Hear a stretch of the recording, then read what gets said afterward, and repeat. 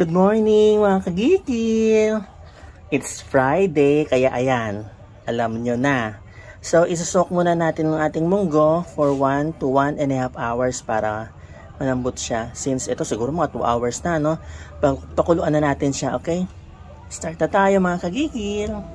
Ayan, after 40 minutes, tignan na natin mga kagigil, ano? Hindi pa. Konti pa to. Okay, mga 5 to 10 minutes pa.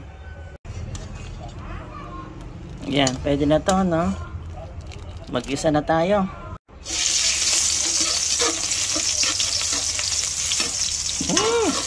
Bango.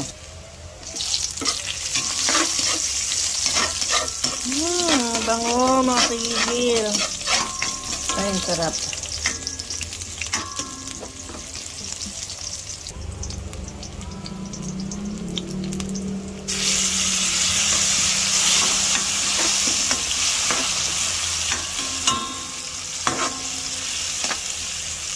Lutuing maigi ang kamatis.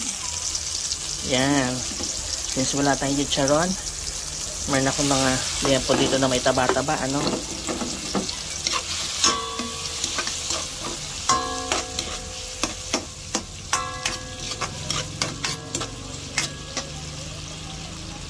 Bango.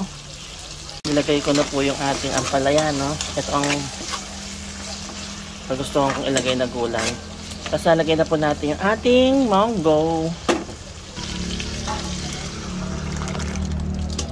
Ayan.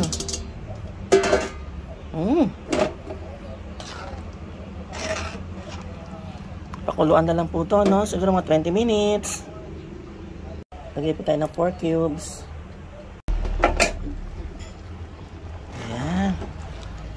Wow, luto na po ang ating munggo. Sarap. Gusto po namin yung medyo may sabaw, no? Para makahigop kami. Tikman na natin, ano, mga kagigil.